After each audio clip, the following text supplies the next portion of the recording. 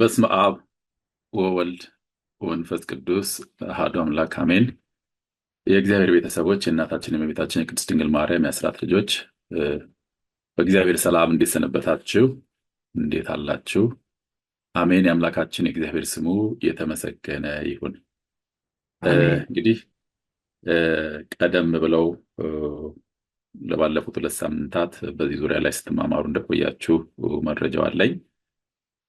ትምህርቱ መጠቃለል አለበት ስለተባለ ለማጠቃለል ዛሬ እኔ ቢያንስ የቴክኖሎጂ አጠቃቀም ላይ ትኩረት አድርጌ ትምህርቱን እናጠቃልለዋለን። ይህ ሲባል ቀደም ብላችሁ የተማራችኋቸው ነገሮች ምናልባት እንደ ክለሳ እንደ ማስታወሻም ሊሆኑ ስለሚችሉ መለስ ብለን መመልከት ሊኖር ይችላል። አላውቅም፣ የቀደሙት ክፍሎችን በሚገባ የማየት ጊዜም ስላልነበረኝ ማለት ነው። እንግዲህ በዚህ ዙሪያ መማማሩ በእጅጉ አስፈላጊ ነው። በእርግጥም ዘመኑን የዋጀም ትምህርት ነው። እንዲህ አይነት ጉባኤዎች መስፋት አለባቸው ብዬ አምናለሁ በግሌ። በተለይ ወጣ ያሉ ትምህርቶችን ወጣ ያሉ ሲባል ምናልባት ከተለመደው መንገድ አንድ ነገር ሆኖ ሳለ ግን በሕይወታችን ውስጥ ያለ ምናልባት እየኖርንበት ያለውን ዓለም በሚገባ መዋጀት ስለሚያስፈልግ ክርስትና ደግሞ የሚኖር ሕይወት ስለሆነ በሕይወታችን ውስጥ አንድም የሚጠቅም አንድም ደግሞ ተግዳሮት የሆኑ ነገሮችን ለይቶ ነቅሶ ማውጣትና ጉባኤው እነዚህ ነገሮች መጀመሩ ወይ ከዚህ ቀደም የሚሰጥ ነበር። በእርግጥ መልካም ነው ለማለት ያህል ነው፣ እንደ መንደርደሪያ ነው። እንግዲህ አጠቃቀሙ ላይ ነው የምናተኩረው። ምናልባት ስዕሉን እንዲሁ ዝም ብዬ ያለ ምክንያት አላመጣሁትም፣ በደንብ እንድታስተውሉ ትፈልጋለሁ። መጽሐፍ ቅዱስ አለ ከጎን ደግሞ የቴክኖሎጂ ውጤት የሆነ ሌላ ላፕቶፕ አለና አንድ ሰው ደግሞ ከፊት ለፊት እንደተቀመጠ ይታያልና ብዙ ያስብላል። እንዲህ ነው ለማለት ግን በእርግጠኝነት ለመናገር ይቸግራል። ይህን ስዕሉን ካየን ዘንዳ ትምህርቱ በጥቂቱ ስለ ቴክኖሎጂ አጠቃቀም ማስተማር ለምን አስፈለገ? ዓላማ አለው።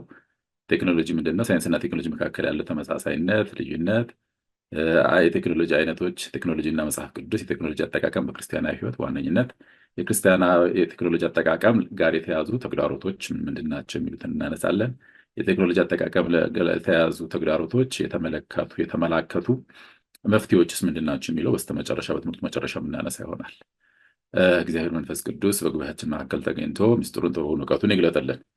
ትምህርት ነውና ዓላማ አለው። ዓላማው ዘመኑ ቴክኖሎጂ ከመንፈሳዊ ሕይወት ጋር ማስማማት ሲባል ማዋሃድ እንደማለት ሳይሆን ቴክኖሎጂን እንዴት አድርገን በአግባቡ መጠቀም እንደምንችል ማመላከት ለማለት ነው። ከዛ ባለፈ ቴክኖሎጂን ለበጎ ዓላማ ለማዋል ተጽዕኖ ማስረዳት፣ እንዳናዋል የሚያደርጉትን ምንድን ናቸው የሚሉትን ቴክኖሎጂ እንዴት መጠቀም እንዳለብን በስተመጨረሻ በዋነኝነት ማሳወቅ ወይንም ማስገንዘብ ነው ማለት ነው። እንግዲህ ምናልባት እነዚህን ነጥቦችን ስናነሳቸው እንግዲህ ሲግኒፊካንሱ ምንድን ነው፣ አስፈላጊነቱ ወይም ይህን ትምህርት ማስተማር ለምን አስፈለገ የሚለውን ስናነሳ በዋነኝነት ቴክኖሎጂን በአግባብነት በሌለው መንገድ መጠቀም በተጨባጭ ስለሚታይ ነው። በተጨባጭ የቴክኖሎጂ ውጤቶችን በሚገባ መጠቀም አንድ ነገር ሆነ ሳለ አላግባብ መጠቀም ስለሚታይ ነው። ስለዚህ ከዚህ ተነስተን ነው ማለት ነው። ከዚህ ባለፈ በኢንተርኔት ላይ የሚታዩ ዛሬ ላይ የተለመዱ ስድቦች፣ ጭቅጭቆች፣ ክርስቲያናዊ ጨዋነትን የሚያጎሉ ነገሮች በብዛት ስላሉ እንዴት አድርገን ነው መጠቀም እንደ ክርስቲያናዊ ቴክኖሎጂ አጠቃቀም ስለሚያስፈልግ ነው። ስለዚህ እንዲህ አይነቶች ነገሮች እየጎደሉ ስለሆነ ዛሬ ትልልቅ አባቶች በየቲክቶኩ ላይ ባልተገባ መንገድ አንዳንዴ እነሱም ሆነ ሌሎች ሰዎች በእነሱ ላይ የሚናገሯቸው ያልተገቡ ነገሮችን እያየን ስለሆነ እነዚህ ነገሮች ተገቢ ናቸው አይደለም የምናውቀው ነገር ሆኖ ሳለ አግባብነት ባለው መንገድ እንዴት አድርገን በጨዋነት የቴክኖሎጂ ውጤቶች መጠቀም እንችላለን የሚለውን ታሳቢ ለማድረግ ያክል ነው። ሌላው ቴክኖሎጂን በአግባቡ በመጠቀም የቤተክርስቲያን አገልግሎት በሚገባ ተደራሽ ማድረግ። ቴክኖሎጂን እንደ ቤተክርስቲያን በሚገባ ተጠቅመነዋል ወይ? ስለዚህ ይህን በሚገባ አለመጠቀማችን ይህን ትምህርት እንድንማር ያስፈልጋል። በሚገባ ከቴክኖሎጂ ልናገኝ የሚገባውን ጥቅም አግኝተናል ወይ? እንደ ቤተክርስቲያን እንደ አገልግሎት እንደ አንድ ምዕመን በሚገባ እየተጠቀምንበት ነው ወይ? ቴክኖሎጂ ምናልባት ፕሮዳክቶቹን ልንይዛቸው እንችላለን፣ በሚገባ እየተጠቀምንባቸው ነው የሚለው ነገሮች ጥያቄ ስለሆኑ ይህ አስፈላጊ ስለሆነ ማለት ነው።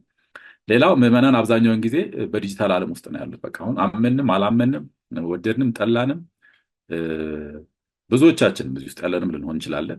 ብዙዎቻችን ዲጂታል ዓለም ላይ ያለን በቃ ሁለት ዓለም የቨርቹዋል ወርልድ ላይ መኖራችን ግድ ሆኗል።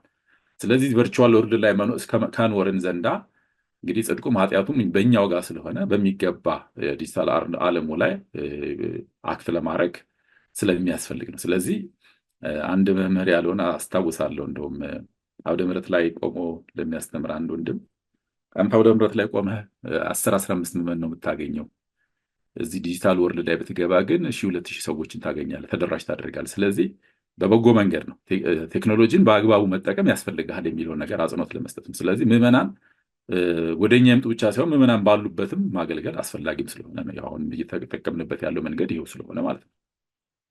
ከዛ ባለፈ ክርስቲያኖች ከግንዛቤ ጉድለት የተነሳ በዚሁ በዲጂታሉ ሚዲያው አንዱ የቴክኖሎጂ ውጤት ነው። በሱ የተነሳ ወደ ክደት፣ አጸያፊ የሆኑ ከክርስቲያናዊ ባህል እሴቶች ውጭ የሆኑ ነገሮችን መመልከት፣ አልፎ ተርፎ ደግሞ ላልተገቡ የሰዎች ፍልስፍናዎች እየተዳረጉ ስለሆነ እንደዚህ አይነቶቹን ትምህርቶች ያው በአንድም በሌላ መሳሪያው ቱሉ ቴክኖሎጂ ስለሆነ ይሄን ቴክኖሎጂ በሚገባ መጠቀም ስለሚያስፈልግ ነው። ለዚህ ጽሁፍ ውስንነቶቹ ምንድናቸው? ፕሬዘንቴሽኑ ውስንነቱ ምንድነው? ቴክኖሎጂ ስንል ዕለት ዕለት የምንገለገልባቸው ከኛ ህይወት ጋር ቅርብ የሆኑ ማለት ነው እንጂ ስለ ኒኩለር አናዋላም፣ ስለ ቴክኖሎጂ ውጤቶች ብለን በዚህ አውድ። ምክንያቱም ለእኛ ቅርባችን አይደለም፣ እኛም በቀጥታ የሚመለከተንም አይደለም ዛት ማተር። ስለዚህ የእኛን ክርስቲያናዊ ህይወት ያን ያህልም ተጽዕኖ የሚያመጣበት ስላልሆነ ማለት ነው። ስለዚህ የምንገለገልባቸውን ነገሮች ነው የምናወራው። ከመንፈሳዊ ህይወት ጋር በቀጥታ ሆነ በተዘዋዋሪ ግንኙነት ካላቸው መንፈሳዊ ህይወታችን ላይ ኢምፓክት ካላቸው የምናወራው ማለት ነው። ስለዚህ እነዚህ ነገሮች ታሳቢ ማድረግ ያስፈልጋል። ከዚህ ስኮፕ ብንወጣ ትርጉም አይኖሩም። ትምህርት ወሰን ስለሚያስፈልገው ማለት ነው። እንግዲህ ቴክኖሎጂ ምንድን ነው? ቀደም ብላችሁ ያያችሁት ይመስለኛል። የሳይንስ እውቀት ለተግባራዊ አገልግሎት እና ለሰው ልጆች ችግር መፍቻ መዋል። የሳይንስን እውቀት የሳይንሳዊ እውቀትን የሰዎችን ችግር የሚፈታበት ሰዎች የሚገለገሉበት ተግባራዊ እውቀት ተግባራዊ አገልግሎት የሚያገኙበት። ሳይንስ ምንድን ነው? ያው የምናውቀው ነው። ተፈጥሯዊ ዓለም ላይ በእውቀት በሚልከታ በኦብዘርቬሽን ኤክስፐሪመንት የዳበረ ነው ማለት ነው። ስለዚህ ያን ተግባራዊ በሆነ መንገድ ሰዎች ሲጠቀሙበት ያን ቴክኖሎጂ እንለዋለን ማለት ነው። ለተግባራዊ አገልግሎት ለተግባር ችግር መፍቻ አድርገን ስንጠቀምበት ሁለቱም ለአንዱ ተመጋጋቢ ናቸው። የአንዱ መኖር ሳይንስ መኖር ለቴክኖሎጂ የቴክኖሎጂ መኖር ለሳይንስ አስፈላጊ ነው። በአጭሩ ግን የሳይንስ ዋነኛ ዓላማ እውቀትን መሻት ነው። ለምንና እንዴት የሚሉት ነገሮች ላይ ነው በጣም ፎከስ ሆነው ኢንቨስቲጌት የሚያደርገው። ከዛ ባለፈ ደግሞ ግኝት ዲስከቨሪዎች ናቸው። ሎ ኦፍ ግራቪቲ ሎ ኦፍ ምናምን እየተባለ አዳዲስ ህጎችን እውነቶችን ማውጣት በቃ ግኝቶች ላይ ያተኮራል ሳይንስ ባጭሩ። ቴክኖሎጂ ዓላማው ግን ችግር መፍታት ነው። በቀላሉ ቴክኖሎጂ ችግር መፍታት ነው። ይህ ሰው ህይወትን ማቅለል፣ ከዛ አልፎ ተርፎ ደግሞ አዳዲስ ኢንቬንሽኖች ፈጠራዎችን መሳሪያዎችን መፍጠር፣ ሰዎችን ኑሮ የሚያቀሉ ነገሮችን መፍጠር የቴክኖሎጂ ዓላማ። ሳይንስ እውቀትን ይሻል፣ ቴክኖሎጂ ደግሞ የሰዎችን ህይወት የሚያቀሉ መሳሪያዎችን ዘዴዎችን መፍጠር ላይ ያተኩራል ማለት ነው። በቀላሉ ስናነሳው ማለት ነው። አንዱ ለአንዱ ግን ተመጋጋቢ ነው፣ ቀደም ብለን እንዳለው ማለት ነው። ከዛ ባለፈ ሌላው ተመሳሳይነታቸው ምንድነው ስንል ሁለቱም በሎጂክና በማስረጃ ኤቪደንስ ቤዝድ ናቸው፣ ሎጂካል ናቸው፣ ኤቪደንስ ቤዝድ ናቸው። ሜቶዶሎጂን ይጠቀማሉ። ሁለቱም የሰው ልጅን የማሰብ ችሎታዎች ያሳድጋሉ። የሰው ልጆች በአእምሮ እያደጉ እንዲሄድ ያደርጋል። ከዛም ባለፈ ሁለቱ መካከል ያለው ጥብቅ ኢንተርዲፐንደንሲ ናቸው። ቀደም ብለን እንዳለው ሳይንስ ለቴክኖሎጂ መንገድ ይጠርጋል። እዚህ ላይ እንደ ምሳሌ ምናልባት ያገኘሁት ኤሌክትሮኒክስ ጥናት ለኮምፒውተር ይጠቅማል። ሳይንሱ ኤሌክትሮኒክስ ሊሆን ይችላል። ከዛ ባለፈ ደግሞ ቴክኖሎጂ ለሳይንስ ደግሞ አጋዥ ነው። የቴሌስኮፕ መገኘት ህዋን ላይ ምርምር ለማድረግ ለሳይንሳዊ እድገት ይጠቅማል ማለት ነው። ስለዚህ ቴክኖሎጂ ለሳይንስ፣ ሳይንስ ለቴክኖሎጂ አንዱ ለአንዱ ተመጋጋቢ ናቸው። አንዱ በአንዱ ላይ ተመጋጋቢ ናቸው ማለት ነው። ይህን ቀደም ብላችሁ እንዳያችሁ ተስፋ አድርጋለሁ። ልዩነታቸው በጥቂቱ ትኩረት የሚያደርጉበት የሚያነሱት ጥያቄ ወይንም ከዛ አልፎ ተርፎ ውጤታቸው ላይ ነው ልዩነታቸው ማንሳት። ሳይንስ በጣም ያተኮረ እውቀት መጨመር፣ አዳዲስ እውቀቶችን መጨመር፣ በየጊዜው እውቀቶችን መጨመር ያተኩራል። ቴክኖሎጂ ደግሞ ፕሮዳክት ላይ የሚያተኩር መሳሪያዎች፣ አዳዲስ መሳሪያዎችን እና ኤፊሽንሲ ላይ የሚያተኩር። በሌላ በኩል ሳይንስ ለምን እንዲሆነ ብሎ ያጠናል። ቴክኖሎጂ ደግሞ እንዴት እንጠቀምበት ነው። ሀውቱ ያኛው ሀይ ይላል፣ የኛው ሀውቱ እንዴት አድርገን እንጠቀምበት ብሎ ትኩረት ያደርጋል በነገሮች ላይ ማለት ነው። ሳይንስ በአንድ በኩል ንድፈ ሀሳብን መጨረሻ ላይ አጥንቶ በሎጂክም በሌሎችም በኤክስፐሪመንት መጨረሻ ላይ ንድፈ ሀሳብ ቲዮሪን ያው ፎርሙሌት ሊያደርግ ይችላል። የቴክኖሎጂ ደግሞ የመጨረሻው ፕሮዳክቱ ደግሞ መሳሪያ ነው፣ ፋክት ነው። ስለዚህ እነዚህ እንደ ልዩነቶች ልናነሳቸው እንችላለን። ከትኩረት አንጻር፣ ከጥያቄዎቻቸው አንጻር፣ ከውጤታቸው አንጻር ልናነሳው እንችላለን እንጂ አንዱ ለአንዱ ግብአት ነው ማለት ሳይንስ ለቴክኖሎጂ፣ ቴክኖሎጂ ለሳይንስ አስፈላጊ ነገሮች ናቸው ማለት ነው። እንደው በአጭሩ ይህችኛዋን ክፍል ሰመራዊ ስናደርጋት ሳይንስ ማወቅ ላይ ሲያተኩር፣ ቴክኖሎጂ ማድረግ ላይ ነው። ቴክኖሎጂ ማወቅ ማድረግ ላይ ነው። ሳይንስ ጥሬ እውቀትን ያቀርባል። ቴክኖሎጂ ደግሞ ያን ጥሬ እውቀት ደግሞ ይጠቀመዋል፣ በጥቅም ላይ ያውለዋል ማለት ነው። እውቀትን ያቀርባል፣ ያን እውቀት ቴክኖሎጂ ይጠቀመዋል።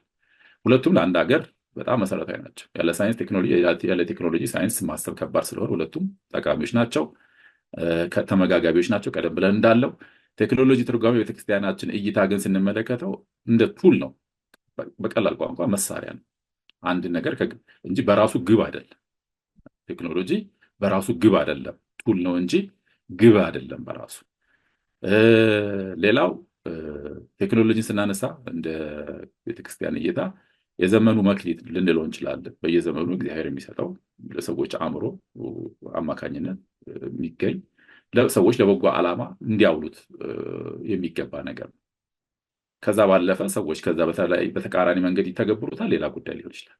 ነገር ግን ሰዎች አእምሮ የሚሰጥ እግዚአብሔር ስለሆነ ሰዎች ተመራምረው ያገኙትን ነገር ለበጎ ዓላማ እንዲጠቀሙበት የሚያደርግ ነገር ነው ብለን ልናየው እንችላለን። ከዛ ባለፈ የቤተክርስቲያን እና የቴክኖሎጂ ታሪካዊ ግንኙነትም አላቸው። ጥንትም ጀምሮ ኋላ ላይ ከመጽሐፍ ቅዱስ አንጻር ላይ እናነሳዋለን። ቴክኖሎጂ ዛሬ እኛ በያዝናቸው ጋጅቶች የጀመረ ሳይሆን ጥንት ጀምሮ የነበሩ በየጊዜው ከኖህ መርከብ ጀምሮ ከዛ የሰለሞን ቤተ መቅደስ እንደዚህ እያነሳ ከዛ ግንባታው ጥበብ ከተለያዩ ነገሮች አንጻር ማንሳት እንችላለን። ቴክኖሎጂ ሲባል ምናልባት አእምሯችን ላይ የሚመጣው በእጃችን ላይ ያሉ ጋጀቶች ምናልባት አድቫንስድ የሆኑ በየሚዲያው የምንሰማቸው ኢንቬንሽኖች ብቻ አይደሉም። እንደ ቤተክርስቲያን እይታ እንደው የህትመት ቴክኖሎጂን እንኳን ብናነሳ አስቀድሞ ሰው ልጅ ብራና ፍቆ ቀለም በጥብጦ ይጽፍ ነበር። ከዛ የህትመት ውጤቶች መጡ። የህትመት ውጤቶች ሲመጡ ደግሞ የዛን ያህል ደግሞ በቀላሉ ስርጭቱ ጨመረ። አንድም ወንጌል በዓለም ላይ እንዲሰፋ በታሪክ ትልቅ አስተዋጽኦ ያደርገው የህትመት ማሽን መገኘት ነው። 14ኛው 15ኛው ክፍለ ዘመን አካባቢ በሁለቱ መካከል ባለው ዘመን ላይ ነው። ስለዚህ ቴክኖሎጂ በቤተክርስቲያን ታሪክ ውስጥም ትልቅ አድቫንስመንት ያለው ነገር ነው። ኋላ ላይ ደግሞ ዲጂታሉ ሲመጣ ምንም የምናውቀው ነገር ስለሆነ ማለት ነው።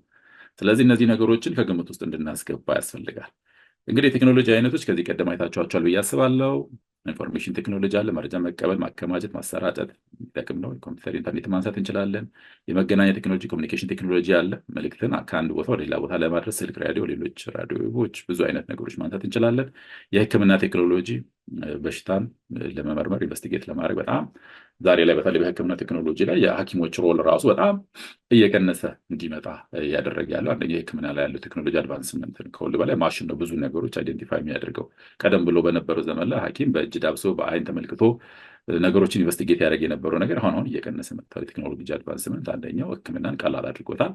ከዛ ባለፈ የትራንስፖርት ቴክኖሎጂም እንደዚሁ በየዘመኑ መኪና፣ አውሮፕላን፣ ባቡር እንዲህ የተባለ የሚነሱ ነገሮች አለ። የግብርና ቴክኖሎጂ ማንሳት ይችላል። አግሪካልቸር ምርታማነትን ለመጨመር ትራክተር፣ ዘመናዊ ከዛም ደግሞ አልፎ ተርፎ ምርጥ ዘር እንዲህ ማንሳት እንችላለን። ኤነርጂ ቴክኖሎጂ ማንሳት እንችላለን። ኃይል ማመንጨት፣ የፀሐይ ብርሃን ፓናሎች፣ ሶላር እንዲህ ግድቦች ማንሳት እንችላለን። የኢንዱስትሪ ቴክኖሎጂ እንደዚሁ ማኒፋክቸሪንግ ማንሳት እንችላለን። የኤዱኬሽን ቴክኖሎጂንም እንደዚሁ ደግሞ የመማር ማስተማርን ቀላል ያደረገው ዛሬ ላይ ትምህርት በአካል መገኘትን በማይጠይቅበት ሰዎች ባሉበት ቦታ ሆኖ ኦንላይን ክላሶችን በመማር ማስተር ክላሶችን በመማር በተለያየ መንገድ የሚፈልጉትን እውቀት የሚጨብጡበት ዘመን ላይ ደርሷል። ይሄ ሁሉ የቴክኖሎጂ ውጤቶች ናቸው እና ቴክኖሎጂ በተለያየ ዘርፍ በተለያየ አይነት ልናነሳቸው እንችላለን። ከሴኩሪቲ አንጻርም ዛሬ ሲሲቲቪ ካሜራ በየቤቱ የገባሁን ላይ ይመስለኛል። ዛሬ እዚህ በከተማችን እንኳን ብዙ ሰዎች እንዳላቸው እናውቃለን። እንዲህ አይነት ነገሮች ደህንነትን ለመጠበቅ የምንጠቀምባቸው ሌሎችም እንደዚህ ስማርት ሎኮች በተለያየ በአሻራ የሚከፈት በአሻራ የሚከፈት እንዲህ አይነት ነገሮች አድቫንስመንቶች እየጨመሩ መጥቷል። የኤሌክትሮኒክስ ቴክኖሎጂንም ማንሳት እንችላለን። እንደዚሁ ኮምፒውተር፣ ቴሌቪዥን፣ ሌሎች የቤት ውስጥ መገልገያዎች ማንሳት እንችላለን። እነዚህ ሁሉ እንደ አጠቃላይ እንደው ለመመልከት ያህል ስለነዚህ ሁሉ የምናወራ አይደለም ከስኮፓችን ውጭ ስለሆኑ ማለት ነው። ከዛ ባለፈ ግን ዛሬ ላይ ደግሞ ምናልባት አድቫንስ ያደረጉ ኢመርጂንግ ቴክኖሎጂዎች በየጊዜው እየመጡ ነው። ኤአይ ማንሳት እንችላለን። ማሽን ለርኒንግ ማንሳት እንችላለን። ባዮ ቴክኖሎጂ ማንሳት እንችላለን። ውጭ በጣም በብዙ መንገድ ይሄ ከህክምና አንጻር ከሌሎች ከስነ ፍጥረት አንጻር ብዙ የሚባሉ ነገሮች አሉ። በጣም ቫስትና በጣም ዳይናሚክ የሆነ ነገር ነው። ስለዚህ መናገር በጣም ይከብዳል እውነት ለመናገር የሙያ ባለቤት ካልሆኑ። ከዛም አልፎ ተርፎ ደግሞ ብሎክቼን አስተማማኝ ዲጂታል የሆነ የመረጃ ለውጥ መንገዶች ደግሞ እንደዚሁ እየተፈጠሩ ያሉበት ነገር ነው እና ኢመርጂንግ ቴክኖሎጂዎች ራሳቸው በየጊዜው አዳዲስ ነገሮችም እየመጡ ነው ማለት ነው። እኛ ግን በዋነኝነት ቀደም ብለን እንዳለው ስኮፓችን በምንጠቀማቸው በዙሪያችን ባለ በክርስቲያን ሕይወታችን ላይ ተጽዕኖ በሚያሳድሩ የቴክኖሎጂ ውጤቶች ላይ ነው የምናተኩረው ማለት ነው። ስኮፓችን እሱ ስለሆነ በአብዛኛው ሃውስሆልድ ቴክኖሎጂዎች ላይ ነው የምናተኩረው። ምናልባት እንደዚህ እዚህ ላይ የተዘረዘርኩት የሃውስሆልድ ቴክኖሎጂዎች ምን እንደሆኑ ለማሳየት ነው እንጂ እነዚህ በክርስትና ሕይወታችን ላይ ያን ያህል ኢምፓክት ያላቸው ስለሆኑ አይደለም። እነዚህ ምናልባት የሃውስሆልድ ቴክኖሎጂዎች ናቸው፣ በየቤታችን ያሉ ነገሮች ናቸው። የጽዳት ቴክኖሎጂዎች አሉ። እነዚህ የቤት ሃውስሆልድ ስለተባለ ነው። ከዛ ባለፈ ግን ምናልባት በቀጥታ በተዘዋዋሪም እነዚህ የመገናኛ ቴክኖሎጂዎች ኢምፓክት ያደርጉናል። ቴሌቪዥን፣ ዜና፣ ፊልም፣ እንደዚህ አይነት ነገሮች፣ ሚዲያዎች፣ በተገናኘ ደግሞ መገናኛ የቢሮ ቴክኖሎጂዎች ደግሞ ኢንተርኔት፣ እንዲህ አይነት ነገሮች ሌሎች ምናልባት በቀጥታ ቤታችን ላይ ትኩረት ያደርጋሉ ብዬ ማስባቸው እነዚህን የመገናኛ ቴክኖሎጂዎች ናቸው። ይህን ካለ ሌሎች የሉም ለማለት አይደለም። ኋላ ላይ ካሉ ታነሷቸው ትችላላችሁ በውይይት። ቴክኖሎጂና መጽሐፍ ቅዱስን እናንሳ። እንግዲህ ቴክኖሎጂ አዲስ ነገር አይደለም፣ ዛሬ የጀመረ አይደለም። የሰው ልጅ ጥበብን ተጠቅሞ አዳዲስ ነገሮችን መፍጠር የጀመረው ዛሬ አይደለም፣ ጥንትም ይፈጥር ነበር። ስለዚህ መጽሐፍ ቅዱስ ስለ ቴክኖሎጂ ቀጥተኛ ትርጓሜ ባይሰጥም ስለ ጥበብ ፈጠራ አጠቃቀም ግን ብዙ ጊዜ በአንድም በሌላ መንገድ ያወራል። የኖህ መርከብን ማንሳት እንችላለን። የመጀመሪያው ትልቁ የኢንጂነሪንግ ውጤት ነው። ያን ሁሉ እንስሳዎች ዛሬ ላይ ራሱ ማሰብ አንዳንዴ ይከብዳል እውነት ለመናገር በአንድ ሰው አእምሮ ታስበው በውስን ጉልበት መስራት በጣም የሚደንቅ ቴክኖሎጂ ነው። ያው ከእግዚአብሔር የተሰጠም ስለሆነ ደንበር ማለት ነው። ከዛ ባለፈ ታቦትን ማንሳት እንችላለን። እንዴት አድርጎ ሙሴ እንደሚቀርጸው የተነግሮት እያንዳንዱ ዲቴይል ሁላ ያለው ነገር ነው። በዚህ ማንሳት እንችላለን። ከዛ አልፎ ተርፎ ደግሞ የሰለሞንን ቤተ መቅደስ ማንሳት እንችላለን። ስለዚህ እነዚህ ሁሉ የእጅ ስራዎች ስለሆኑ ነው የምናነሳቸው። የሰዎች የእጅ ስራዎች የእግዚአብሔር ድንቅ ስራ የተመሰከረባቸው ቢሆኑ የሰዎች ድንቅ ስራዎች ስለሆኑ ማለት ነው። ከዛ ባለፈ ግን ቴክኖሎጂን የእግዚአብሔር ስጦታ ነው። ምናልባት አንዳንድ ቴክኖሎጂዎች ሰዎች የሚጠቀሙባቸው አውትካሙን ተመልክተን ይሄ ከሴጣን ነው ከምናምን ነው የምንላቸው ለነገሮች ሊሆኑ ይችላሉ እንጂ የእግዚአብሔር ስጦታ ነው። የመፍጠር የማሰብ አቅምን የሰጠው ለሰው እግዚአብሔር ስለሆነ ማለት ነው። ሰው ማሰብ ባይችል መፍጠር አይችልም። ስለዚህ የእግዚአብሔር ስጦታ ነው። ጥበብና ማስተዋል የሚሰጥ እግዚአብሔር ነው ይላል መጽሐፍ። እኛ ሳንሆን ጥበብንም ማስተዋልንም የሚሰጥ እግዚአብሔር ነው። ሰዎች ለተለያየ ዓላማ ለሚገባም ለማይገባም መጠቀም የሰዎች ድርሻ ሊሆን ይችላል እንጂ ጥበብን ማስተዋልን የሚሰጥ እግዚአብሔር ስለሆነ ማለት ነው። ቴክኖሎጂ እግዚአብሔርን ዓለም እንድንገዛበት እንድንጠብቅበት የሰጠን መሳሪያ ነው። ስለዚህ ይህን ዓለም የተመቸ እንድናደርግበት የሰው ሕይወትን ለማቅለል እንድንጠቀም ሰዎች አእምሯቸው ተጠቅመው ሕይወታቸውን ያቀሉበት ዘንድ የተሰጠን ስጦታ ጭምር ነው። ይህ ሲባል አእምሮ ያለው ሰው ሁሉ በራሱ መንገድ ተመራምሮ አእምሮ ተጠቅሞ አዲስ ግኝቶችን ሊያገኝ የሚችልበት ማለት ነው። ከዛ ባለፈ የቴክኖሎጂ አዎንታዊ ተጽዕኖች አሉት። ወንጌልን ለማስፋፋት፣ አገልግሎትን ለማቀላጠፍ የድምፅ ማጉያ ባልነበረበት ዘመን ላይ ለብዙ ሳይደርስ አሁን ዛሬ ላይ ደግሞ የቀጥታ ስርጭቶች እንደዚህ አይነት ዙሞች የተለያዩ ከዛም አልፎ ተርፎ ደግሞ ለእውቀት አዳዲስ እውቀቶችን ሳይሆን እውቀትን ለማስፋት የመጽሐፍ ቅዱስ መዝገበ ቃላትን ማንሳት እንችላለን። በእጆቻችን ላይ ያሉት የመጽሐፍ ቅዱስን አፖችን ማንሳት እንችላለን። ስለዚህ በአዎንታዊ መንገድ የሚጠቅመው ብዙ ነገሮች አሉ እንደ ቤተክርስቲያን። በአሉታዊ መንገድም ደግሞ እንደዚሁ ሰዎች ሲጠቀሙበት እንመለከታለን። የባቢሎንን ግንብ ማንሳት እንችላለን። ጣዖት አምልኮ ማንሳት እንችላለን። ሰዎች በደጃቸው የተሰራ መሳሪያ ወይም ሐውልት ወይም ለተቀረጸ አንድ ምስል እንዲሰግዱ የሚሆኑበት ከዛም አልፎ ተርፎ ደግሞ ለሱስ፣ ለአዲክሽን፣ ለዝሙት እንደዚህ አይነት ነገሮች ደግሞ ዛሬ ላይ ባለው ኢንተርኔት ፕላትፎርም ደግሞ ሰዎች ሊጠቀሙበት ይችላሉ። ያን መጠቀማቸው ቴክኖሎጂን በራሱ ክፉ አያሰኘው፣ በጎም ክፉም የሚያደርገው የምንጠቀምበት መንገድ ስለሆነ ማለት ነው። ከዚህ በተጨማሪ የምናነሳው ነገር ምንድን ነው ስንል መጽሐፍ ቅዱስ ስለ ቴክኖሎጂ አጠቃቀም እንደ ቀጥታ ቴክኖሎጂ ባይልም ብለናል፣ ቀደም ብለን እንደተመለከትነው ማለት ነው። ቴክኖሎጂ ባይልም የትኛውንም ነገር እንደ አንድ ክርስቲያን በዚህ ዓለም ላይ ስንኖር እንዴት መኖር እንዳለብን መጽሐፍ ቅዱስ በቀጥታ በተዘዋዋሪም ይነግረናል። ስለዚህ በማመዛዘን መጠቀም እንዳለብን ሁሉ ተፈቅዶልናል ይላል። አዎ ቴክኖሎጂ የትኛውም አይነት ቴክኖሎጂ ልንጠቀም እንችላለን። ለየትኛውም ነገር ለጽድቅም ለኃጢአትም ልንጠቀም እንችላለን። ሁሉ ተፈቅዶልናል። ሰው እግዚአብሔር የሰጠው ነፃነት አለ። ፍጹም ነፃ ፍቃድ ስላለው ፍሪ ዊል ስላለው ሁሉ ግን አይጠቅመኝም ማለት። ስለዚህ የሚጠቅም አለ፣ የማይጠቅመን አለ። ስለዚህ የሚጠቅመንን ከማይጠቅመን እንድንለይ ሁሉ ተፈቅዶልናል፣ ሁሉ ግን አይጠቅመኝም ይላል። ስለዚህ መምረጥ የኛ ድርሻ እንደሆነ መጽሐፍ ቅዱስ ያስተምረናል ማለት። ማመዛዘን የተሻለው መምረጥ ያስፈልጋል ማለት ነው። ከዛ ባለፈ ዘመኑ ክፉ ነውና ዘመኑን ዋጁ ይለናል። ስለዚህ ዘመኑ ላይ ባሉ ክፉ ሀሳቦች እንዳንገዛ በየሚዲያው ሊሆን ይችላል፣ በተለያዩ የቴክኖሎጂ ውጤቶች ሊሆን ይችላል እንዳይገዛን አስቀድመን ልንጠነቀቅ ይገባል። ዘመን አመጣሽ የሆኑ አስተሳሰቦች፣ አመለካከቶች ሁሉ ዛሬ ዲስሚኔት የሚሆኑት በቴክኖሎጂ ውጤቶች ስለሆኑ ማለት ነው። ስለዚህ እንዳንገዛ ለክፉ አስተሳሰብ፣ ለክፉ አመለካከት፣ ለዘመኑ በሚመጡ ስሁት አስተምሮች ሊሆን ይችላል፣ ለኃጢአት ሊሆን ይችላል። ከምንም በላይ ዘመኑን መዋጀት ያስፈልጋል። በሚገባ በዘመኑ ውስጥ ኖረን ዘመኑ ሳይገዛም በዘመኑ ኖረን ማለፍ ያስፈልጋል። ከዛ ባለፈ የትኛውንም ነገር ለእግዚአብሔር ክብር መዋል የምትበሉም ወይም የምጠጡም ብትሆኑ ይላል ሁሉ ለእግዚአብሔር ክብር አድርጉት ይላል። ስለዚህ ቴክኖሎጂ ብንጠቀም በምንጠቀመው ቴክኖሎጂ እግዚአብሔር ይከብራል ወይ? ያን ነው ማሰብ ያለብን። የእኛን ስሜት የእኛን ፍላጎት ወይ የሰዎችን አመለካከት ሳይሆን በምንጠቀመው ቴክኖሎጂ በአጠቃቀማችን እግዚአብሔር ይከብራል ወይ የሚለው። ይሄ ቴክኖሎጂ እንዲህ ነው ያኛው እንዲህ ነው ከማለት ይልቅ በአጠቃቀማችን ላይ ያተኮረ የምንጠቀምበትን ነገር በምንጠቀመው አጠቃቀም እግዚአብሔር ይከብራል የሚለውን ነገር መለየት ያስፈልጋል። ስለዚህ ስለ አጠቃቀምም መጽሐፍ ቅዱስ በቀጥታም በተዘዋዋሪም የነገረን ነገር አለ ማለት ነው። የግድ ቴክኖሎጂ ማለት የለበትም። አኗኗራችን ምን መምሰል እንዳለበት ስለሚነግረን ማለት ነው። እንግዲህ ይህን ካልን በመጽሐፍ ቅዱስ ውስጥ ያሉት መሰረታዊ ነገሮች ካነሳን፣ ከዛ ባለፈ ግን ቴክኖሎጂ አጠቃቀም በክርስቲያናዊ ሕይወት ውስጥ ምን መምሰል አለበት የሚለውን እናንሳ። እንግዲህ ፕሮጀክተሮች ቅርብ ጊዜ ወደ ቤተክርስቲያን ቴክኖሎጂ የቆየ ቢሆንም ቅርብ ጊዜ ወደ ቤተክርስቲያን በመጣታቸው በተለይ በልዩ ልዩ ጉባኤት ላይ ሊሆን ይችላል፣ በተለያዩ አጋጣሚዎች ሊሆን ይችላል፣ ምዕመናን በሚገባ እንዲገለገሉ አገልግሎቱን ቀላል እንዲያደርግላቸው ወይንም በጣም ከአገልግሎቱ ጋር በደንብ እንዲገናኙ የሚያደርግ አንደኛው በቤተክርስቲያን ውስጥ አሁን መጠቀም የጀመርነው እኛም ለማስተማር የምንጠቀምባቸው መሳሪያዎች ሆነዋል። ኦዲዮ ቪዥዋል ቴክኖሎጂ በብዙ መንገድ የሚጠቀም ስለሆነ ማለት ሰው አይኑም ጆሮም አንድ ላይ ኢንጌጅ የሚያደርግ ስለሆነ ማለት ነው።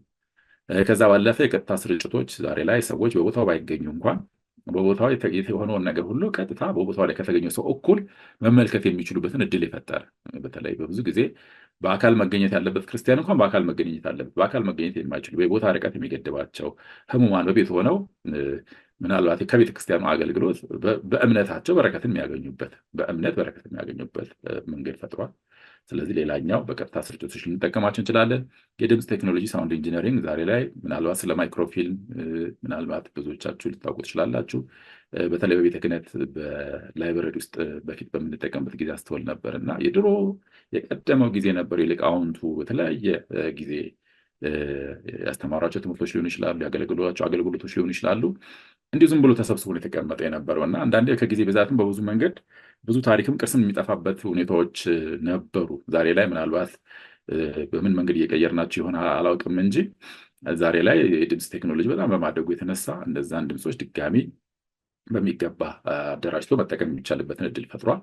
ከዛ ባለፈ ዜማን በዲጂታል መንገድ መቅዳት፣ ማከማቸት፣ አርካይቭ ማድረግ በቀላሉ በአንድ በትንሽዬ ሚሞሪ ብዙ ድምፆችን ሰብስቦ መያዝ የሚቻልበት ዘመን ላይ ደርሰዋል። የሶላር ቴክኖሎጂ በገጠር ያለ መንፈሳዊ አገልግሎትን ለማጠናከር የሚጠቅም ሆኗል እና በብዙ መንገድ ልንጠቀመው እንችላለን። ቤተክርስቲያን በቅዳሴ በጸሎት አገልግሎቱ ላይ የምንጠቀመው ነው። ከዛ ባለፈ ቀደም ብለን እንዳለው ለትምህርትና ለስብከተ ወንጌል የምንጠቀምበት በሰንበት ትምህርት ቤት ልንጠቀምበት እንችላለን። ከዛ ማለት ተርቦ ለስብከተ አገልግሎት ልንጠቀምበት የምንችለው ነገር አፖች፣ የተለያዩ አፖች አሉ። የመጽሐፍ ቅዱስ ሊሆን ይችላል። ሌሎች ደግሞ አሁን አንዳንድ ያደበሯቸው ምንም እንኳን ይሄ በማዕከል ደረጃ መሰራት ያለበት ቢሆን ቤተክርስቲያን ትምህርቶችን፣ አዕማደ ምስጢራት፣ እንደዚህ መሰረታዊ ቤተክርስቲያን ትምህርት ሃይማኖት የመሳሰሉ ነገሮች በአፖች ላይ ይመለከት ነበር። አሁን ቅርብ ጊዜ አላየሁም እንጂ አፖች አሉ። በቀላሉ ሰዎች ባሉበት ሁኔታ ሆነው መማር የሚችሉበት መሰረታዊ ቤተክርስቲያን ትምህርት መማር የሚችሉባቸው አፖች አሉ። ይሄ አንደኛው ጥቅሙ ነው። ከዛ ቨርቹዋል ሪያሊቲ ገዳማትን፣ ታሪካዊ ቦታዎችን በሩቅ ሆነው እንዲጎበኙ ማድረግ የሚቻልበት ሌላው አንደኛው ቴክኖሎጂን ይህን በዚህ ቴክኖሎጂ እንኳን መጠቀም የጀመረ አይመስለኝም። ከዛ ባለፈ የግዕዝ ቋንቋን ትምህርትን ኦንላይን በተለይ ከሀገር ውጭ ያሉ ወላጆች ልጆቻቸውን ማስተማር የሚችሉበት ራሳቸውን ከፈለጉ መማር የሚችሉባቸው እድሎች ዛሬ ሞልቷል። በቲክቶክ ላይ እናገኛለን። በተለያዩ ፕላትፎርሞች ላይ የምናገኘው እድሎችን ፈጥሮልናል። ይሄ በጣም በረከቶች ናቸው ከቴክኖሎጂ ያገኘ ናቸው። ከዛ ባለፈ ኢንተራክቲቭ ስክሪኖች ሁሉንም ሰው ኢንጌጅ የሚያደርግ እየነካን በክፍል ውስጥ ማስተማር የምንችልባቸው ምናልባት ዛሬ እኛ እየተጠቀምንባቸው አይሆን እንጂ በሌላው ቤተክርስቲያን ላይ እንደሚጠቀሙባቸው ተመልክቻለሁ።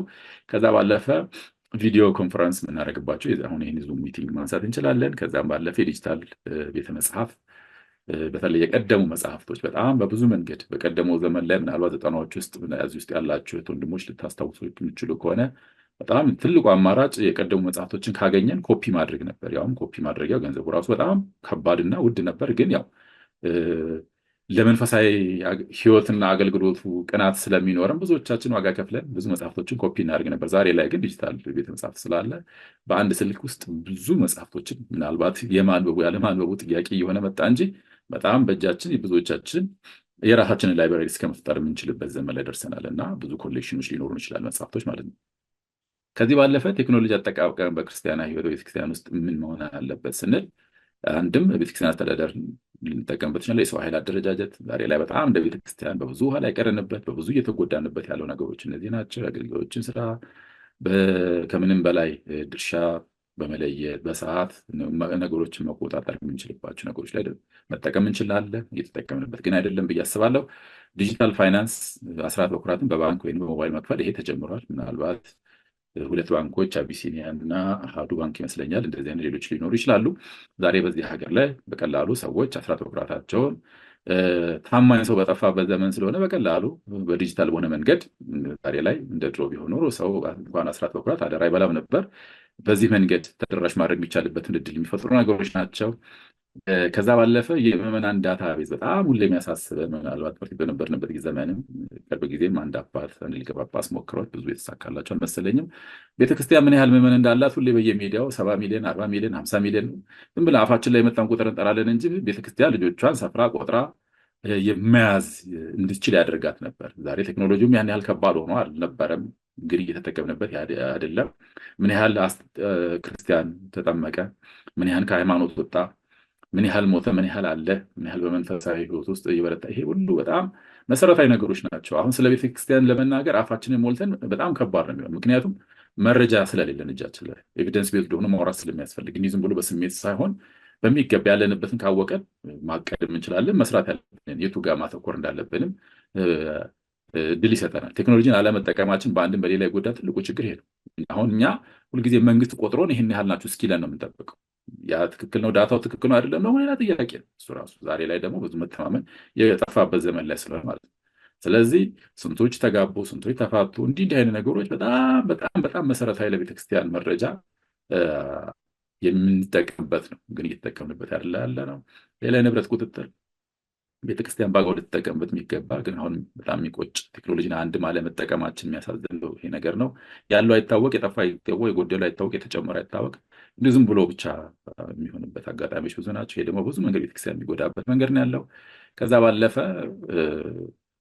እንደ ቤተክርስቲያን ኩነቶችን ፕላን ለማድረግ ወይም በኦንላይን መመዝገብ ዛሬ ተለምዷል። ሰንበት ትምህርት ቤቶቻችን እንደውም እየቀደሙ ነው። ልጆቻቸውን ኦንላይን መመዝገብ የጀመሩበት አጋጣሚዎች አሉ። ብዙ ጊዜ ዋትሳፕ ግሩፖች ጥሩ ነው ይሄ ነገር። ሌሎች ነገሮች እንዳለ ሆነው ዋትሳፕ ግሩፖች ራሳቸው ደግሞ ማኑዋል ሚኒስትር የሚያደርጋቸው በምን መንገድ ነው እየተጠበቁ ያሉት? ይሄ ደግሞ ምንፍቅናን ለማስፋፋት በሌላ መንገድ ደግሞ በጣም አንድ በር ከፋች ስለሆነ ጥንቃቄ የሚያስፈልጋቸው ቢሆኑም በአንድ በኩል ደግሞ ለበጎ ነገር ከተጠቀምንበት ደግሞ የሚጠቅም ነገር ሊሆን ይችላል። ከዛ ባለፈ አገልጋዮች መርሃ ግብርን ለማውጣት በቤተክርስቲያን ውስጥ ያለው ነገር አሰራሩ ያለው ተቀጥታ ምዕመናን የማይመለከት ቢሆንም ቀላል ነገሮች ስለሆኑ ማለት ነው። የቤተክርስቲያን ደህንነት የምዕመናን ደህንነት ለመጠበቅ አሁን አንዳንድ ቤተክርስቲያኖች ላይ ካሜሮችን እያየን ያለ ነው። ነገር ግን ያስፈልጋል። ነገ ከነገ ወዲያ ከአክራሪነት ጋር ተያይዘው የሚመጡብን ነገሮችን አናውቃቸውም። ከብዙ መንገድ ከስርቆቱ፣ ከሌብነቱ፣ ከብዙ ነገር ጋር የሚመጡብን ነገሮች ነው። ስለዚህ እነዚህን ሁሉ በአግባቡ ልንጠቀምባቸው ከቴክኖሎጂ ያገኘናቸው ግለሰብ ያላቸው ነገሮች ናቸው። እንኳን ቤተክርስቲያን ትልቁ አይደለም ግለሰብ እጅ ያሉ ነገሮች ናቸው እና ከዛ ባለፈ ቀደም ብለን እንዳለ የመረጃ ትንተና የምዕመናን ቁጥር እና ፍላጎት ምን አይነት ምዕመን ያለን፣ ምን ደረጃ ላይ ነው ያለው፣ ምን አይነት ሙያ ያላቸው፣ ምን ያህል ገቢ ያላቸው፣ ከኢኮኖሚ ከመንፈሳዊ ሕይወት አንጻር እያንዳንዱ ነገር ትንተና ያስፈልገዋል እንጂ እንዲህ ዝም ብለን በብር ድንበር ማቀድ አይቻልም። ስለዚህ ቴክኖሎጂን በዚህ መንገድ ልንጠቀም እንችላለን። ከዚህ ባለፈ እንደ ቤተክርስቲያን ከማህበራዊ ሚዲያ አንጻር ብዙ የሚባሉባቸው ነገሮች ስላሉ ጥቂት እናንሳቸው። ማህበራዊ ሚዲያ ለስብከተ ወንጌል ቀደም ብለው ከተባለው ጋር ተመሳሳይ ነው። ጥራት ያለ ቪዲዮ፣ እንደዚህ አይነት ሚዲያዎችን ፖድካስቶች ዛሬ እየበዙ ነው ያሉት። ጥሩ ናቸው፣ ግን አንድ ማዕከላዊ የሆነ ነገር የሚቆጣጠር ያስፈልገዋል ብዬ አምናለሁ። ከዛ ባለፈ ለቅበተ እምነት ለአፖሎጀቲክስ ቅርብ ጊዜ እንኳን የምናውቃቸው ወጣቶች ተነስተው አንጻራዊ በሆነ መንገድ የአቅማቸውን ያህል ብዙ ጉድለት ቢኖርባቸው በአንድም በሌላ እንደው በአንድ መንገድ ብቻ የነበረው ሚዛኑን ለማስጠበቅ የጠቀመበት መንገድን ተመልክተናል። በተለይ በቲክቶክ ፕላትፎርም ላይ የነበሩ ወንድሞች አንጻራዊ በሆነ መንገድ የራሳቸው ውስንነት እንዳለ ሆነው ወጣቱን ከመጠበቅ አንጻር የጠቀመበት አግባብ እንመለከታለን። ከዚህ ባለፈ የዲጂታል ማህበረሰብን ግንባታ ወጣቶች ዛሬ አነሰም በዛም ዲጂታል ወርልድ ላይ ነው ያሉት እና በዛ ውስጥ ደግሞ በሚገባ የታነጹ እንዲሆኑ ማድረግ ስለሚያስፈልግ ለዛ ልንጠቀምበት እንችላለን።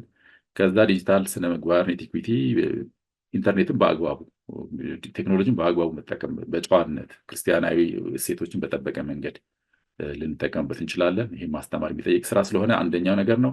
ክርስቲያናዊ ቤተክርስቲያን ድህረ ገጾች አንዳንድ ቤተክርስቲያኖች እንዳላቸው እናውቃለን። ድህረ ገጹ ግን በየጊዜው አብዴት ሲሆን አንመለከትም። አለን ለመባል ያህል ነው እንጂ ኮሚኒኬት የሚደረግ አይደለም ብዙ ጊዜ። ስለዚህ ስለ እነዚህ ነገሮች ሊጠቅም ይችላል። እንግዲህ ይህን ካልን ጥቅሙ ሰፊ ነው። ስለ ቴክኖሎጂ አውርተን የምንጨርሰው አይደለም። እንደ ቤተክርስቲያን ልንጠቀምባቸው የምንችላቸው በብዙ መንገድ ልናነሳቸው የምንችላቸው ነገሮች ሊኖሩ ይችላሉ። ምናልባት በውይይት ወላ ላይ ሊጨምሯቸው የሚችሉ ነገሮች ሊኖሩ ይችላሉ። ከዛ ባለፈ ግን ተግዳሮቶች ውስጥ ምንድን ናቸው? ዛሬ ላይ አንደኛው ቴክኖሎጂ በአግባቡ አለመጠቀም፣ ቴክኖሎጂ በራሱ ሳይሆን ቴክኖሎጂን በአግባቡ አለመጠቀም የግል ጸሎት ህይወትን ማዳከም፣ ከእውነተኛ ጸሎት ይልቅ አንዳንዶች ማህበራዊ ሚዲያ ላይ አንድ መንፈሳዊ ወንድም እህት ሊሆኑ ይችላሉ የቲክቶክ ቤት ሊኖራችሁ እዛ ገብቶ ረጅም ጊዜ መቆየት፣ የጸሎት ሰዓት ማስታጎል፣ የግል መንፈሳዊ ህይወት መዳከም፣ የሆነ ጊዜ ላይ ብቻ ኢንጌጅ ስላደረጉ ያሉ የሚመስላቸው ሰዎች እየተፈጠሩ ነው ያሉት። የግል መንፈሳዊ ህይወት እየተዳከመ መጥቷል። ከዛ ባለፈ ዲጂታል ቤተክርስቲያን መፍጠር በጣም አደገኛ ይኸኛው ዲጂታል ቸርች እየመጣች ሰዎች ማስቀደስ በአካል ቤተክርስቲያን መገኘትን እየተው እንዲመጡ ሊያደርግ ይችላል። ዲጂታል ቸርች በጣም አደገኛ ነው የሚሆነው። ዲጂታል ቸርች በራሱ ክፋቱ ኖሮት አይደለም። ህብረት ማድረግ በኢንተርኔት ፕላትፎርሞች ውስጥ ባሉ የትኛው መተግበሪያዎች ውስጥ ገብቶ ምናልባት አብሮ መሳተፍ በራሱ ችግር አለው እያለ አይደለም። ነገር ግን ያኛው ግን አክቹዋል ፕሬዘንሳችንን የሚተካ ከሆነ አደገኛ ነው።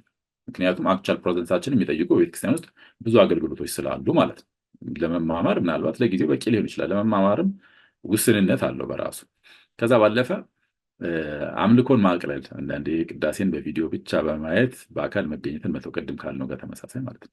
አምልኮን በጣም ሲምፕሊፋይ ያደርጋል። ዛሬ ሁሉ ነገር አልፎ ተርፎ አንዳንዶችም አገልጋይ በትምህርት ጥቅስ ውስጥ ተብዬዎች የሚገባውንም የማይገባውንም እንኳን የማያምነው የሚያምነውም ሊያዩ ያልተፈቀደለትን ነገር ሁሉ ሰዎችን እስከ ማጋራት ተደርሷል። በጣም ብዙ ነገሮች እየቃለሉበት መጥተዋል። ይሄ አንደኛው ትልቅ ችግር እየፈጠረ ያለ ነገር ነው። ከዛ ባለፈ አገልግሎትን ማወቅ፣ ጉባኤቶቻችን መመልከት እንችላለን። ከፊት ለፊት የሚደረደሩት ካሜራዎች ብዛት ምዕመናን ኢንተራክት አድርገው ከመምህሩ ጋር እንዳይማሩ የሚያደርጉ አልፎ ተርፎ ደግሞ በጣም ዲስትራክት የሚያደርጉ የምዕመናንን ትኩረት የሚገድቡ ቅዳሴው አይቀር ጉባኤ ስብከቱ ላይ አይቀር በጣም እንደዚህ አይነት ነገሮች መቅረጽ ለሌላው ተደራሽ ማድረግ አንድ ነገር ነው። ግን እዛ ያለውን ደግሞ ቦታው ላይ የተገኘውን ሰው ደግሞ ማወቅ ሌላ አደገኛ ነገር ነው እና አገልግሎት እየታወከ ነው ያለው ዛሬ በብዙ መንገድ በጣም ፈታኝ ነው። በቃ ካሜራ አንድ ሰባኪ ቆሞ ሊሰብክ ሲል እጁ ላይ አንገቱ ላይ የማይደረግለት አይነት ኔክ ማይኩ ብዛት ብዙ ነው እና ይሄ ደግሞ በጣም ዲስትራክት ያደርጋል። ከዛ ባለፈ የተሳሳቱ ትምህርቶች እንዲሰራጩም እየሆነ ነው ያለው። አደገኛ ተግዳሮቶቹ እነዚህ ናቸው። ኢንተርኔት ፕላትፎርም ላይ የእኛኑ ልብስ እየለበሱ እያየናቸው ነው። አንዳንዶች የእኛኑ የአገልጋዩን ልብስ እየለበሱ ቄስ መስለው መነኩሴ መስለው እንደዚህ አይነት ትምህርቶች ሱት አስተምሮችን የሚያስተምሩ እየበዙ ያለበት ሁኔታ ነው ያለው። ስለዚህ የትኞቹ ሚዲያዎች የትኞቹን ነገር መጠቀም እንዴት መጠቀም አለብን የሚለውን ማስያዝ አንደኛው አስፈላጊነቱ ከዚህ የተነሳ ነው። ከዛ ባለፈ ዲፔንደንሲ ዲቨሎፕ እየተደረገ ነው ያለው። ማለት ጥገኝነት አንደኛው እሱ ለጨዋታ ለማህበራዊ ሚዲያ ተገዢ መሆን በቃ ከዛ ውጭ ህይወት ያለ ማይመስላቸው ሰዎች አሉ። እዛ ላይ አሁን ዛሬ መንፈሳውያን የተባሉት ራሱ ጨዋታዎች አሉ ይመስለኛል። በተለይ ቲክቶክ ላይ ጌሞች ላይ እንደዚህ በጣም ዲፔንድ ማድረግ ረጅም ጊዜ ማህበራዊ ሚዲያ ላይ መቀመጥ ብዙ መንፈሳዊ ህይወትን የሚጎዳ ሆኖ እያገኘ ነው። ከዛ ባለፈ ቤተሰብ መራራቅ፣ በአንድ ቤት ውስጥ ሆነው በጸሎት ህብረት ማድረግ ሲገባ ቃለ እግዚአብሔር መማማር ሲገባ ሁሉም የራሱን ስልክ ይዞ የራሱን ሚዲያ ላይ ቁጭ ብሎ ኢሞሽናሊ ዲታች እንዲያደርግ እያደረገ ነው ያለው ቤተሰብን።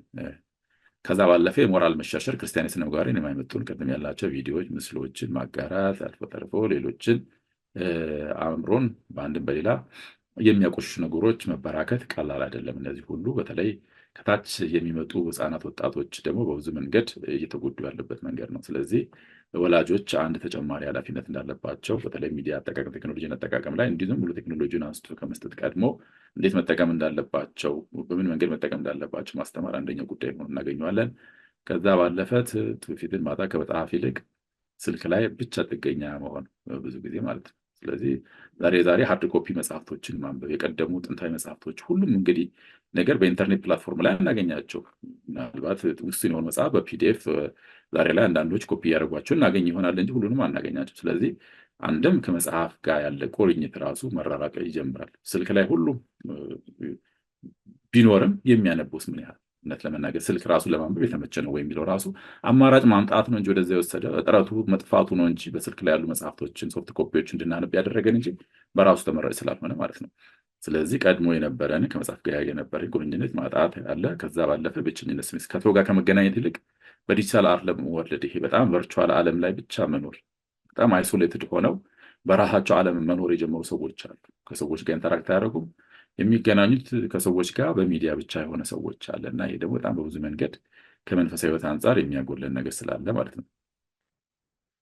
እንግዲህ መፍትሄዎቹ እንደየ ተግዳሮቶቹ የተለያዩ ቢሆኑም አንዳንዶቹ ግን እንዲሁ ዝም ብለን ለማንሳት ያህል 8ኛ ጾም ዛሬ እንማራለን። እንግዲህ 7 አጽዋማት ቤተክርስቲያን እናውቃቸዋለን። 8ኛው ጾም ዲጂታል ጾም ነው። እንግዲህ ዲጂታል ጾም ያስፈልጋል። በተለይ እንደዚህ ያለ ጾም ወቅቶች ላይ አንድ ልንለማመዳቸው የሚገቡ መንፈሳዊ ልምምዶች መካከል በተለይ በጣም ዲፔንደንሲ ከፈጠርንባቸው ጥገኞች ከሆንባቸው ጊዜያችንን ከሚወስዱብን ከመንፈሳዊታችን ከሚያጎሉ ነገሮች ነፃ ለመሆን ዲጂታል ጾም ያስፈልጋል።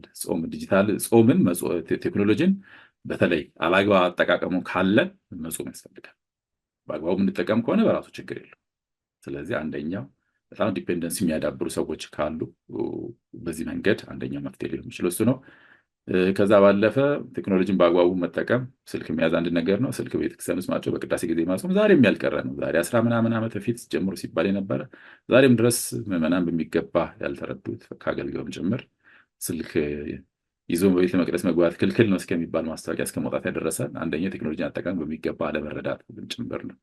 ስለዚህ ስልክን ድምፅ አልባ ማድረግ የሚታዩና የሚሰሙ ነገሮችን መምረጥ ምንም በላይ ዛሬ በተለይ የቲክቶክ ፕላትፎርም በጣም አደገኛው ፓርት የምንፈልገውን አይደለም መርጠን የምናየው የመጣልንን ነው የምናየው። ስለዚህ በጣም ሰው ደግሞ ማለት ምናልባት ተረድተን ከሆነ አላውቅም እንጂ የምናየውና የምንሰማው ነን።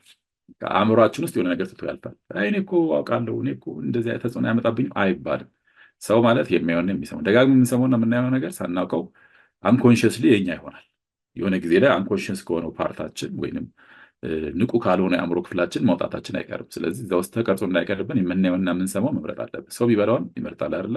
የሚሆንም የሚሰማውን መምረጥ መቻል አለብን። ስለዚህ ቴክኖሎጂ ስንጠቀም ቴክኖሎጂ አጠቃቀማችን ላይ የምናየው ነገር ይጠቅማል ወይ ይጎዳል ወይ፣ የምንሰማው ነገር ይጠቅማል ወይ ይጎዳል የሚለውን ከግምት ውስጥ ማስገባት ያስፈልጋል። ሁሉን መርምሩ መልካሙን ያዙ ተብለናል። ስለዚህ ከምንም በላይ አንደኛው አጠቃቀምን ማስተካከል ምን እንጂ መምረጥ ስንችል ጭምር ስለሆነ ማለት ነው። ከዛ ባለፈ ሌላው እንደ መፍትሄ ልናነሳቸው የምንችለው ነገር ነው ወላጆች ቀደም ብዬ ላልኩት በጣም በየጉባኤያት ላይ በተለይ በወላጆች ጉባኤዎች ላይ የምጠይቀው ከቴክኖሎጂ ጋር የወላጆች ችግር በጣም እየሰፋ መጥቷል እና ብዙ ወላጅ ስልኩን ከሰጠ በኋላ ነው ልጅ የስልክ ላይ ዲፔንደንት ሆነ እንዲሆነ እንዲያሆነ የሚለው። ግን አስቀድሞ ምናልባት የቴክኖሎጂ ውጤቶችን ስልክም ወይንም ታብም ሊሆን ይችላል ዋቴቨር ምንም ከመስጠቱ በፊት እንዴት መጠቀም እንዳለበት ምን እንደሆነ በምን መንገድ ቢጠቀምበት መልካም እንደሆነ በምን መንገድ ሲጠቀምበት ደግሞ ጉዳት እንደሚያስከትልበት አልፎ ተርፎ ደግሞ ልጆች ናቸውና ያልናቸውን ብቻ ይሰማሉ ብቻ ማለት ሳይሆን አንዳንዴ ከአንዳንድ ወላጆች ከወሰድኩት ተሞክሮ ስልኩን ኤኒታይም ማየት እንደምንችል አንዳንድ ደግሞ ምናልባት ቴክኖሎጂ እውቀት ያላችሁ ካላችሁ ሼር ታድርጉናላችሁ ኋላ ላይ አንዳንድ አፖችንም ጭምር ወይም ደግሞ ጋጀቱን ከመስጠት በፊት ሌሎች ያልተገቡ ምናልባት ሳይቶች ሊሆኑ ይችላሉ። እነዛን እንዳይጠቀም አድርጎ የሚቻልበትም የቴክኖሎጂ አሰራር እንዳለ ሰምቻለሁ። እውቀቱ ስለሌለኝ ምናልባት እውቀቱ ያላችሁ ሼር ታደርጉናላችሁ ኋላ ላይ እንዲህ አይነት ነገሮች ያለበለዚያ እንዲህ ዝም ብሎ ከሰጡ በኋላ ኋላ ላይ ከባድ ነው። ዲፔንደንሲ ካዳበረ በኋላ ጥገኛ ከሆነ በኋላ አንድ ልጅ ሱስ ሆኖበታል። ሱስ ከሆነ ከሱስ ማውጣት ያን ያህል ቀላል አይሆንም። ስለዚህ አስቀድመን ከመስጠታችን በፊት ማሰቡ የተሻለ ሊሆን ይችላል። ከዛ ባለፈ ቤተክርስቲያን ትክክለኛ መረጃ በኦፊሻል ተአማኒ በጣም እንደ ቤተክርስቲያን ኋላ የቀረንበት ነገር ቴክኖሎጂን እንደው አንድ ጉዳይ በቤተክርስቲያን ጉዳይ የተፈጠረን ችግር ያም አንስቶ ከጣለው በኋላ መጨረሻ ላይ ምላሽ ልንሰጥ እንመጣለንና ሰው በማይሰማበት ጊዜ። ስለዚህ ቴክኖሎጂን በአግባቡ ቶሎ መረጃ መለዋወጥ የምንችልበት አንደኛው አግባብ ለመረጃ ነው እና ኢንፎርሜሽን ቴክኖሎጂን በአግባቡ መጠቀም ያስፈልጋል። ስለዚህ ሁሉም ተአማኒ ስለማይሆን እንደ ቤተክርስቲያን ተአማኒ የሆነ አንድ የመረጃን የሚሰጥ ነገር ያስፈልጋል። ያለበለዚያ በብዙ መንገድ የምንቸገርባቸው ነገሮች ሊኖሩ ይችላሉ። ከዛ ባለፈ ቴክኖሎጂን እንዴት አድርገን እንጠቀምበት ስንል በአብዛኛው ለገቢ ለነገር ለትምህርት ብቻ ብንጠቀምበት የተሻለ ምንማር የሚያንጽ ነገር ካልሆነ ምን ያደርግልናል? ለሚያንጽ ነገር ብቻ ብንጠቀምበት በተለይ ጋጀቶችን ለሚያንጹ በመንፈሳችን ለሚያሳድጉን ነገር ብቻ ብንጠቀምበት የተሻለ ሊሆን ይችላል። ከዛ ባለፈ በአካል መገኘት ፕሬዘንስን ማበረታታት በተለይ ቅዳሴ በአካል መገኘትን የሚጠይቅ የቤተክርስቲያን አገልግሎት ነው። ሰው ቅዳሴ አስቀድሶ ብቻ አይደለም ሄድ መቁረብ አለበት፣ በጸሎት መሳተፍ አለበት፣ ህብረት ማድረግ አለበት። ስለዚህ ቅዳሴ ደግሞ በህዋሳቶቻችን ሁሉ የምንሳተፍበት ነው። በአይናችን የምናየው፣ በጆሮአችን የምንሰማው፣ በአፍንጫችን የምናሸተው እነዚህ ሁሉ ነገሮች አክቹዋል ፕሬዘንስን የሚጠይቁ ነው፣ በአካል መገኘትን የሚጠይቁ ናቸው። ስለዚህ ከምንም በላይ በአካል መገኘት ማበረታታት ያስፈልጋል እንጂ እንደው እዛም ሆንኩኝ እዚህም ዋናው እምነት ነው ይላሉ አንዳንዶች። አዎ እምነት ነው፣ እምነት ያስፈልጋል። ግን ለስንፍናችን ግን ምክንያት እየሰጠ እንዳንሆን ደግሞ መጠንቀቅ ያስፈልጋል። ከዛ ባለፈ የቴክኖሎጂ አጠቃቀምን ትምህርትን በሰንበት ትምህርት ቤቶች ወይንም ማስተማር ያስፈልጋል። ሁሉም ወጣት ሰንበት ትምህርት ቤት እናገኘዋለን፣ ሌላ ጥያቄ ሊሆን ይችላል። ቢያንስ ግን እንደ አንድ ትምህርት ግን መሰጠት መቻል አለ። ምክንያቱም ይሄ የምልበት በየሰንበት ትምህርት ቤቶቹ ዛሬ ላይ እየተፈጠሩ ያሉ ትልቅ ችግሮች አንደኛው ይሄ ከቴክኖሎጂ አጠቃቀም የተነሳ በጣም ወጣቶች ስፖይልድ እየሆኑ ነው። በብዙ መንገድ የማይጠበቅ አንድ መንፈሳዊ ታዳጊ የማይጠበቁ ነገሮችን እያየን የሚሉ ቅሬታዎች ብዙ ጊዜ ወደ እኔም ስለሚመጡ ስለምሰማ ነው። እና ቴክኖሎጂን አጠቃቀም በሚገባ ማስተማር ያስፈልጋል። በቃ ዘመኑን መዋጀት አንድም ይሄንን በቃ ቴክኖሎጂ እንዳይገዛን እኛ አስቀድመን እንድንገዛ ያስፈልጋል። ለሚጠቅመን ነገር እንጠቀምበት እንጂ ከዛ አልፎ ተርፎ ደግሞ ለሚጎዳን ነገር እንዳንጠቀምበት ማድረግ ያስፈልጋል። ስለዚህ አስቀድሞ ይሄ የግንዛቤ ማስጨበጫ መስጠት ያስፈልጋል። ጥራት ያለው የኦርቶዶክስ መተግበሪያዎች ማልማት አፖች የሉንም እንደ ቤተክርስቲያን። ጥሩ ጥሩ አፖችን ዲቨሎፕ ማድረግ ያስፈልጋል። በብዙ መንገድ ሰዎች በቀላሉ ቤተክርስቲያን ትምህርት ሊሆን ይችላል፣ ስርዓት ሊሆን ይችላል፣ ቀኖና ሊሆን ይችላል፣ የሚማሩባቸው የሚያውቁባቸው አፖችን ማበልጸግ ያስፈልጋል። ስለዚህ እንዲህ አይነት ነገሮችን ማበረታታት ያስፈልጋል። ኦርቶዶክስ ሌላው ያልተገባ ነገር ከጫነ በኋላ ነው ብዙ ጊዜ እኛ አንደርዶግ ነው የምንሆነው። ተከታይ ለምን እንሆናለን? አፖችን ዲቨሎፕ ማድረግ እንችላለን። ያን ያህል ትምህርቱ አለ። ያንን ደግሞ ማበልጸግ የሚችሉ ኦርቶዶክሳውያን በቴክኖሎጂ እውቀት ያላቸው ብዙዎች እንዳሉ የታወቀ ነገር ነው። ስለዚህ አፖችን ማበልጸግ ያስፈልጋል። በጎን ነገር ክፉን ነገር የምንቃወም በጎ ነገር በመስራት ስለሆነ ማለት ነው። ከዛ ባለፈ ጊዜን አጠቃቀም ማስተካከል። ቴክኖሎጂ ስንጠቀም አንደኛው ምንድን ነው ባይ ዲዛይን፣ ምናልባት እውቀት ያላችሁ ልትረዱ ትችላላችሁ። በተለይ ስልኮች፣ አፖች፣ ስልኮች፣ ታቦች አብዛኛው በተለይ ከኢንተርኔት ፕላትፎርም ጋር ባለን ዲፔንደንሲ እንድንፈጥር የሚያደርገንም ጭምር ናቸው እና ጊዜያችንን በአግባቡ መጠቀም እንድንችል ማስተማር ያስፈልጋል። ስለዚህ ለጸሎት ቴክኖሎጂ መጠቀም አንድ ነገር ነው። መንፈሳዊ ሕይወታችን እንዳያውከን ጊዜ መመደብ፣ ሰዓት መመደብ ያስፈልጋል። ከዛ ባለፈ አገልጋዮችን በቴክኖሎጂ ማሰልጠን ያስፈልጋል። በተለይ በጣም እንደ ቤተክርስቲያን ኋላ የቀረንባቸው ለካህናት፣ ለዲያቆናት፣ አገልጋዮች በጣም አስፈላጊ ነገር ነው። በተለይ ለካህናት አባቶች እኔ የማውቃቸው አባቶች አሉ። ኢትዮጵያ ውስጥ ያሉ አባት ስም መጥራት ስለማያስፈልግ ነው እንጂ በጣም አርአያ የሚሆኑ የራሳቸው አፕ አላቸው። ልጆቻቸው ቀጠሮ የሚይዙት አይተው ገብተው ስንት ሰዓት ላይ ነፃ ነው፣ ስንት ሰዓት ላይ ቀጠሮ አላቸው ብለው በዚህ ቀንና በዛ ቀንና መመላለስም የለም። በቃ ሁሉም የንስሐ ልጅ ባለበት ሆኖ የትኛው ጊዜ እንደሚመቸው አይቶ ራሱ ቡክ ያደርጋል ማለት ነው። ዛሬ ቲኬት ምናምን ቡክ እንደምናደርገው ማለት ነው፣ ወረፋ ይዛል ማለት ነው። ስለዚህ ቴክኖሎጂን ሁሉም አባት በተለይ ከተማ ላይ ያለ አባቶች በእውነት ለመናገር ስማርትፎን አላቸው። ስማርትፎን ካላቸው ይህን አፕሊኬሽን ዲቨሎፕ ማድረግ ነው፣ የተለየ ነገር የለም። እና ከዛ አልፎ ተርፎ ከቴክኖሎጂ ጋር ማቀራረብ ያስፈልጋል። ዛሬ ላይ በዲጂታሉ ዓለም ላይ ያለ ወጣቶችን ለብዙ ነገር እያደረጋቸው ስላሉ ነገሮች በጣም ብዙ ማስተማር ማሳወቅ ያስፈልጋል። እንደው ከጸያፉ ነገር ብቻ አንጻር ብቻ ሳይሆን ዛሬ ላይ እኮ ወጣቶች ራሳቸውን እንዴት ማጥፋት እንደሚችሉ የሚያጠኑት ከቴክኖሎጂ ውጤቶች ነው፣ በብዙ መንገድ የምንመለከታቸው። ስለዚህ ካህናት በተለይ የምዕመናንን ሕይወት አውቀውት ሊመሩ ስለሚገባ ይህን ማስተማር ያስፈልጋል። ስለዚህ ቴክኖሎጂ በሚገባ አጠቃቀሙ ማሰልጠን ያስፈልጋል ለማለት ነው። በመጨረሻ ትምህርቱን ስናጠቃልለው ቴክኖሎጂ እንደ ዘመኑ መርከብ ነው። እንግዲህ ለድነት መጠቀም ለመዳን እንጠቀምበት። አንደኛ ለድነት ይጠቅማል ወይ? የቤተክርስቲያን ትምህርት ራሱ ሁልጊዜ አከራካሪ ሆኖ ሲገኝ ከነገረ ድነት አንጻር የሚሳለው ወይም የሚነጻጸረው። ስለዚህ ቴክኖሎጂ አጠቃቀማችን ለድህነት እንጠቀምበት። ከዛ አልፎ ተርፎ እኛ ቴክኖሎጂውን ብቻ ስላወቅን ብቻ መሆን የለበትም። አባቶችን ምክርም ደግሞ መጠየቅ ያስመክረካል፣ ሁልጊዜም ያስፈልጋል። የግድ ስለ ቴክኖሎጂ አድቫንስመንት የተለየ እውቀት ባይኖራቸው እዛ ላይ ስለሚደረጉ ነገሮች ብንነግራቸው በአንድም በሌላ የሚረዱት ነገር ስለሚኖር ሊመሩን ይችላሉ። እኛ ብቻ እንደው ለቴክኖሎጂ ስለቀረብን እኛ ብቻ ራሳችን እንደ አዋቂ እንዳንቆጠር መጠንቀቅ ያስፈልጋል። ከዛ ባለፈ ልብን ለእግዚአብሔር እንጂ ለቴክኖሎጂ አለመስጠት። ይህ በጣም በራሱ አንዳንድ ሰዎች በጣም በቴክኖሎጂ ፋሲኔትድ ስለሚሆኑ ቴክኖሎጂን እንደ ፈጣሪ የሚያዩ ሰዎች አሉ። በጣም ከመሰጣቸው የተነሳ እና ከሁሉ በላይ ቴክኖሎጂ መሳሪያ ነው እንጂ በራሱ ምንም ማድረግ የሚችል ነገር እንዳልሆነ ደግሞ መረዳትም ያስፈልጋል። ከዛ ባለፈ ቴክኖሎጂን ጥቅሙን ወስዶ ጉዳቱን መከልከል ምንም ጥርጥር የለው፣ እንጠቀምበታለን። ጎንዮሽ ደግሞ ያሉ ጉዳቶች ካሉ ደግሞ እነሱን ደግሞ እንጠነቀቃለን። ቴክኖሎጂ በራሱ ክፉ ቀደም ብለን እንዳልነው ደግም አይደለም። አጠቃቀማችን ግን ለጽድቅም ለኃጢአት ሊያደርገው ይችላል። በቃ ሃው ቱ ዩዝ ነው እንጂ በኢትሰልፍ በኢትስ ኔቸር ወይም በራሱ በተፈጥሮ ወይም ጋጀቱ ወይ በራሱ ቴክኖሎጂው ራሱ ፈጠረው በራሱ ርኩስ ወይ ቅዱስ አይደለም። ስለዚህ እኛ አጠቃቀማችን ማስተካከል ያስፈልጋል። እዚህ ላይ አጽንኦት መስጠት ፈልጋለሁ። በስተመጨረሻ ቴክኖሎጂን ለእግዚአብሔር ክብር እንጠቀምበት። ግን የምንጠቀምበት እግዚአብሔር ይከብርበታል ወይ በምናደርገው አጠቃቀማችን እግዚአብሔር እየከበረበት ነው የሚለውን ማሰብ።